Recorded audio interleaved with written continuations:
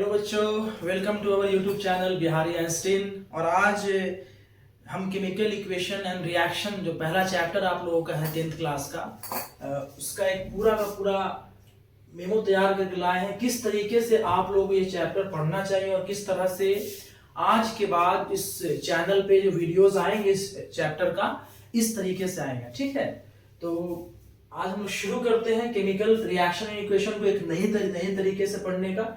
क्योंकि देखो कोई भी चैप्टर को अलग अलग तरीकों से पढ़ा जाना चाहिए। ठीक है, हो सकता है कोई एक तरीके में आपको 10 टॉपिक में 5 टॉपिक समझ में आए, 5 टॉपिक समझ में ना आए। हो सकता है अगले तरीके में वो जो नेक्स्ट टॉपिक समझ में नहीं आया था वो भी समझ में आ जाए। ठीक है, तो इससे पहले भी मैंने इस चैनल पे केमिकल इक्वेशन एंड रिएक्शन का वीडियो दिया है, लेकिन अब मैं इस चैप्टर को, इस लेसन को एक नए रूपरेखा के तहत, एक नए स्ट्रक्चर के तहत डिजाइन करके जो है पढ़ाने की कोशिश करूंगा। ठीक है, लेट अस स्टार्ट।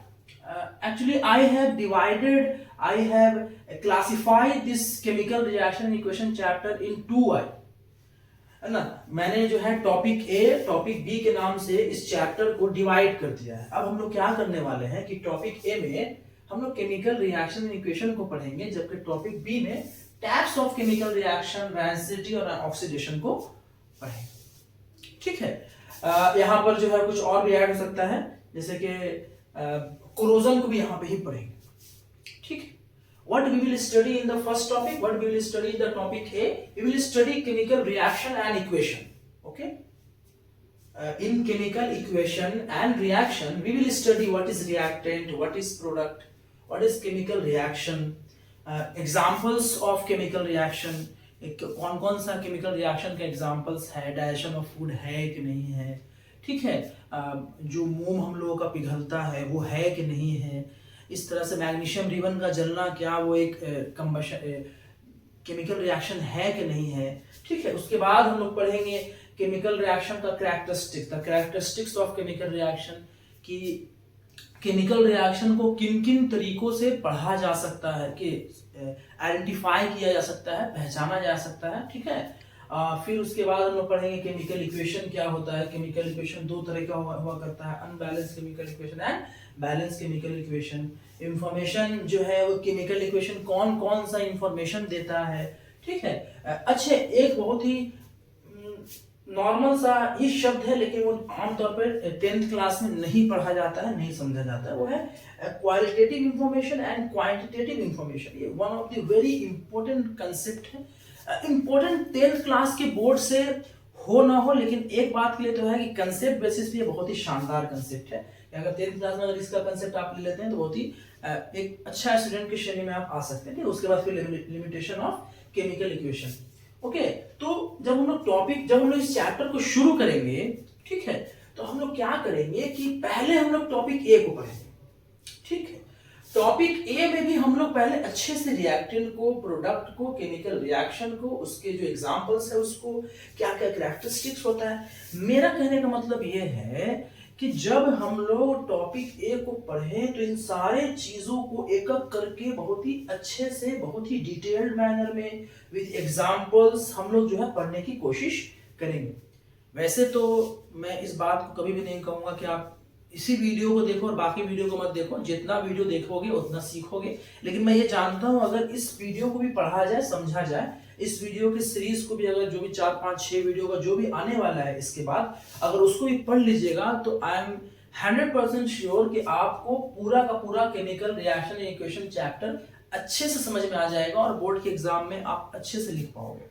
ठीक है, आई एम 100% श्योर। ठीक है, तो what we will study and how we will study. What we will study we have discussed. We have discussed that these will be the syllabus which we will study in the topic A. Now the question arises that how we will study. The method of study will be कि जो भी topics लिखा हुआ है उस topics को detailed manner में पढ़ना है।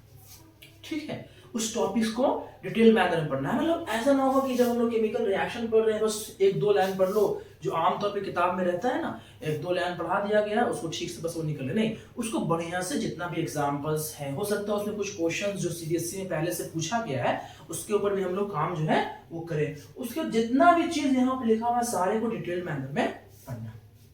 ठीक है। उसी प्रकार जब हम लोग टॉपिक ए को कंप्लीट कर लेंगे, ठीक है, तो फिर टॉपिक बी पे आएंगे, और टॉपिक बी में सबसे पहले जो टाइप्स ऑफ रिएक्शन में कॉम्बिनेशन, डिकम्पोजिशन, कॉम्बिनेशन में भी जो है इसका पूरा डिटेल में आएगा, डिकम्पोजिशन में भी, कि डिकम्पोजिशन में जो है 3 तरह का डिकम्पोजिशन रिएक्शन होता है। एक होता है थर्मल डिकम्पोजिशन, एक होता है इलेक्ट्रोलाइटिक डिकम्पोजिशन, एक होता है थर्मोलाइटिक डिकम्पोजिशन। उसके बाद अगला जो हम लोग रिएक्शन डिस्प्लेसमेंट रिएक्शन, जब भी आप लोग पहले पढ़े होंगे कि जब डिस्प्लेसमेंट रिएक्शन होता है तो उसके लिए मेटल रिएक्टिविटी सीरीज को पढ़ा जाना होता है, ठीक है, तो हम मेटल रिएक्टिविटी सीरीज को पढ़ेंगे। उसके डबल डिस्प्लेसमेंट रिएक्शन पढ़ेंगे। फिर हम लोग ये भी जानते हैं कि when we discuss about a displacement reaction, when we discuss about a double displacement reaction, the change of color takes place in the double displacement reaction. So we will discuss about the change in color and which compound contains which color change into which color, which type of reaction changes from blue to red to brown, कौन कौन सा compound किस तरीके से अपना रंग जो है चेंज करता है, उसके बारे में हम लोग डिस्कस करेंगे। फिर उसको हम लोग ऑक्सीडेशन डिस्कस करेंगे। तो ऑक्सीडेशन का जो 2-3 जो भी डेफिनेशन है, जैसे लॉस ऑफ हाइड्रोजन, है ना, मतलब क्या बोलते हैं उसको, कि gain of oxygen, adding of oxygen, है ना, and removing of hydrogen, loss of electron, ये 3 तरीके से हम लोग ऑक्सीडेशन को पढ़ सकते हैं। तो इसको तीनों तरीके से डिफाइन करेंगे, इसको तीनों तरीके से, है ना, डिफाइन करेंगे। ऑक्सीडाइजिंग एजेंट क्या होता है, रेड्यूसिंग एजेंट क्या होता है, रैंसिडिटी क्या होता है, कोरोजन क्या होता है, कोरोजन से कैसे बच सकते हैं, रैंसिडिटी से कैसे बच सकते हैं। तो जो भी लोग पहले से इस चैप्टर को पढ़े हुए होंगे अपने स्कूल्स में, अपने कोचिंग्स में, अगर आप देखें तो केमिकल रिएक्शन और इक्वेशन में यही पूरा का पूरा आपका सिलेबस है। This is the whole syllabus of the chemical reaction and equation. If you are able to discuss all the topics written on the book, you will be able to complete the whole syllabus of the chemical reaction and equation. है ना, मुझे नहीं लगता है कि इसके अलावा भी कुछ आप लोगों को पढ़ना है ना, ये ज्यादा लिखा हुआ है एनसीईआरटी के सिलेबस के अनुसार, इतना भी पढ़ने की आवश्यकता नहीं है। तो देखो, सबसे इंपॉर्टेंट क्या होता है, 3 या 4 सवाल आप लोगों को समझना चाहिए। पहली चीज कि जब आप कोई टॉपिक, कोई चैप्टर को शुरू करते हैं तो आपको पता होना चाहिए कि क्या पढ़ना है, ठीक है। ऐसा ना हो कि आप 10th क्लास के बोर्ड के एग्जामिनेशन में पढ़ रहे हैं और आप बहुत हायर लेवल का 12th क्लास का सिलेबस को पढ़ रहे हैं। 12th क्लास का सिलेबस पढ़ना अच्छी बात है, वो एक आपको एक अच्छा कंसेप्ट दे सकता है, लेकिन 10th क्लास के बोर्ड के अनुसार वो बहुत अच्छी बात नहीं है। आपको सबसे पहले 10th का जो सिलेबस है उसके ऊपर फोकस होना चाहिए। तो द फर्स्ट क्वेश्चन इज कि व्हाट शुड बी स्टडी, क्या हम लोग की पढ़ाई होनी चाहिए, पहली बात। और दूसरा सवाल, कितना होना चाहिए, है ना। ये नहीं कि जो टॉपिक जो है 1 पेज का है उस टॉपिक को 6 पेज में पढ़ रहा है, जबकि 10th के बोर्ड में उसका कोई जो है फायदा नहीं। जबकि ये बिल्कुल बात सही कि आप जितना भी पढ़ते हो आपका कंसेप्ट ही बढ़ता है, लेकिन आपको आपके एग्जामिनेशन के हिसाब से भी अपने टाइम को प्लान करना चाहिए। क्योंकि टाइम आपके पास उतना नहीं होता है कि आप जाइएगा 6 पेज का क्वेश्चन का आंसर लिख करके आइएगा अपने बोर्ड एग्जामिनेशन में। You have to be very very planned. If you are not planning your writing time, if you are not planning your orally time, आप वहां पे अच्छे से लिख नहीं पाओगे। आपके पास 3 घंटा टाइम है, तो 3 घंटा में वो आपको जो सवाल वो दे रहा है उतना आपको लिख देना। तो ये चीज होना चाहिए कि क्या पढ़ना है, कितना पढ़ना है और कैसे पढ़ना है। तो क्या पढ़ना है, ये पढ़ना है, ये पढ़ना है, क्या पढ़ना है, ये पढ़ना है, कितना पढ़ना है, इतना पढ़ लेंगे तो काम चल जाएगा। कैसे पढ़ना है, कैसे पढ़ना है, सो इस तरीके से पढ़ना है। This should be the way of study where you have divided this chapter into 2 parts. You have classified this chapter into 2 parts. The first part is chemical reaction equation, and the second part, and you all are watching on the board. और अगर हम इस video को अगर आप लोग जो है फॉलो करते हैं, तो जब तक के टॉपिक एक पूरी कंप्लीट ना हो, टॉपिक भी देखने की कोई आवश्यकता नहीं है। आराम से टॉपिकों को देखो, धीरे धीरे सीरीज चलेगा। और अगर जिस दिन टॉपिक बी का ये टॉपिक खत्म होगा, उस दिन I am damn sure, I am 100% sure you all will be sufficient enough for the board examination and for the chemistry subject, for the first chapter. You all will be sufficient. And you will be able to write each and every answer of the questions in the board examination. और वो जो changing है आप वो खुद भी feel कर पाओगे, ठीक है। तो ये जो है हम लोग का आज इस वीडियो का मेनली मकसद हम लोग का ये है कि इस तरीके से हम लोग पढ़ने वाले हैं।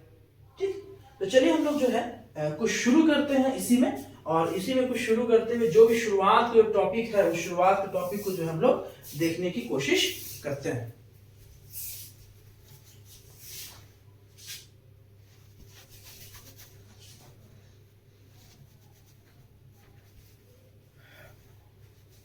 चलिए, इसमें यह है,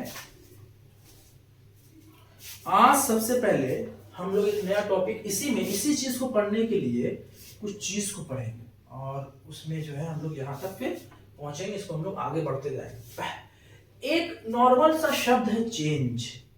यहां से ही आपका केमिकल चैप्टर जो है, केमिकल इक्वेशन एंड रिएक्शन का चैप्टर जो है वो शुरू होता है कि चेंज क्या होता है। ठीक है, चेंज क्या होता है, और यहां से एक शुरुआत होता है। चेंज क्या होता है? बदलाव। ठीक है, सबसे पहले चेंज के बारे में आप लोग सब जानते हैं। चेंज का हिंदी क्या होता है? बदलाव होता है। किस तरह से चेंज होता है? चेंज होने का अलग अलग तरीका होता है। तो जब आप एक स्ट्रिक्ट मैनर में पढ़ने की कोशिश करते हैं, then there are two ways of changing. There are two ways of changing. The first way of change is physical change, the second way of change is chemical change.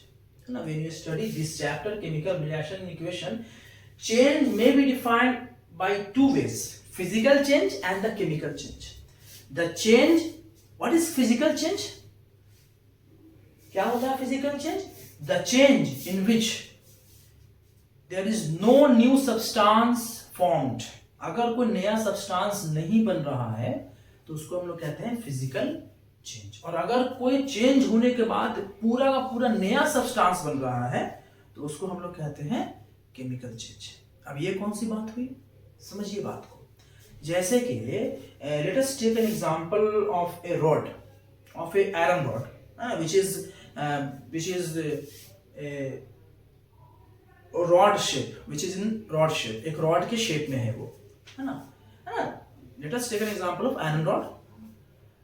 Now we have applied force and we have change that iron rod into circular form. Is it change or not? Of course change है, बिल्कुल change है। And in the initial stage, the iron was shaped in the rod form, but now it is in circular form. है ना? There is changed in the iron rod. लेकिन किस तरह का change है ये इसको कहते हैं physical change। इसमें कोई property change नहीं हुआ है। लोहा पहले भी था, लोहा बाद में भी है। The property of iron is not change. In the initial period, initially the rod was in the form, iron was in the form of rod. The property of iron is same in the rod form and the circular form. उसमें कोई तरह का कोई फर्क नहीं पड़ा है, तो कोई नया सब्सटेंस का फॉर्मेशन नहीं हुआ है। Iron is iron, even either it is present in the rod form or it is present in the circular form. Iron is iron. Okay, so इस तरह का चेंज हम लोग कहते हैं फिजिकल चेंज। और क्या होता है एग्जांपल फिजिकल चेंज का? ठीक है, जैसे कि मान लीजिए कि एक लकड़ी का पेड़ है ना? We have taken a tree, वो अभी ट्री है, अब उसको काट दिया गया, बेड बना दिया गया, है ना? Change is taken place from tree to bed, from tree to furniture, from tree to sofa, from tree to chair, from tree to table. But the main property of wood, the main property of लकड़ी is not changed. है ना? There is no new substance. लकड़ी पहले भी था, लकड़ी बाद में, उसका सिर्फ शेप, उसकी ऊपरी चीज जो है चेंज हुई, उसको भी हम लोग कहते हैं फिजिकल चेंज। तो अब तुम लोग कहोगे कि सर इस तरह से तो ज्यादातर चीज फिजिकल चेंज नहीं, कुछ चेंज होता है वो केमिकल चेंज भी हुआ करता है। क्या होता है केमिकल चेंज? अब जैसे मान लीजिए कि कोई लकड़ी को आप जला रहे हैं, लकड़ी जब जलता है तो गैस फॉर्मेशन होता है। कोई भी चीज जब जलता है, मान लो कोयला जलता है तो गैस का फॉर्मेशन होता है, कार्बन डाइऑक्साइड का फॉर्मेशन होता है। तो वो जो कार्बन डाइऑक्साइड बना है वो पहले से उसके पास कभी भी कोई प्रॉपर्टी लकड़ी वाला नहीं था। when we burn the wood, we find some amount of gases, some amount of carbon dioxide gases, and you are all aware that there were no carbon dioxide initially. So the property of would has change here. तो इस तरह की चीज को हम लोग कहते हैं केमिकल चेंज, वैसा चेंज जिसमें नया सब्सटेंस बनता हो। बात समझ गए? जैसे मान ले लोहा है, लोहा को पानी में छोड़ तो जंग लग जाएगा, तो जंग लगना is a chemical reaction. Okay, और so this change is chemical change. जंग लगा हुआ लोहा और पहले वाला लोहा में बहुत फर्क होता है। ओके, सो वो डैमेज हो जाता है। तो सो अब हम लोग डिफाइन करते हैं क्या होता है फिजिकल चेंज और क्या होता है केमिकल चेंज। तो पता चला कि वैसा चेंज जिस change physical change PC, physical change, और केमिकल चेंज सीसी। तो इसमें कुछ नया सब्सटेंस नहीं बनता है, और इसमें जो बनता है वो नया सब्सटेंस बनता है। और this chapter actually belongs to CC, chemical change, not belonging to physical change. We are not going to study physical change here. We are going to study chemical change, and from chemical change we will study the chemical reaction and reactant and product. Here there is no need of physical change, but we have to study. We have to actually understand the root of this chapter, the root of this lesson. So the root of this lesson, the root of this chapter is change. There is a word change. We have defined change. We have defined change in two ways: physical change and chemical change. So we have left physical change because there is no need of physical change in the chemical reaction and equation. We have kept the chemical change, and this chemical change have created this whole subject. From chemical change we will study chemical reaction, and from chemical reaction this whole subject is belonging to chemical reaction. So this is very important thing to understand from where the chapter is starting. आम तौर पे क्या होता है, chapter आया, पढ़े, खत्म, याद, खत्म। नहीं, ये चैप्टर का शुरुआत कहाँ से हुआ है ये बहुत जरूरी है जानना। तो ये हमारा है chemical change, physical change and chemical change. Chemical change जो होता है उसी प्रोसेस को हम लोग कहते हैं केमिकल रिएक्शन। क्या होता है केमिकल रिएक्शन? केमिकल रिएक्शन के बारे में अगर आप जानना चाहते हैं तो क्या होता है, the process in which new substance is formed. The process in which new substance is formed is known as chemical change. क्या होता है chemical change? Chemical reaction, the process in which new substance is formed is known as chemical reaction. This is very important to understand. What is chemical reaction? Chemical reaction is a process in which new substance is formed. Okay? तो इसी के बारे में हम लोग जो है बात करेंगे अगले क्लास में। हम लोग फिर से यहाँ से ही शुरू करेंगे, ठीक है? और केमिकल रिएक्शन ये जितने भी टॉपिक्स हैं यहाँ से हम लोग शुरू करेंगे। मिलते हैं फिर हम लोग अगले क्लास में। और इस चीज को फॉलो कर लो, 5-10 वीडियो जितना भी वीडियो आता है इस वीडियो को फॉलो कर लो, है ना। मुझे उम्मीद है कि आपको 10th क्लास में कोई दिक्कत नहीं होगी। Thank you so much. मिलते हैं फिर अगले क्लास में। Thank you.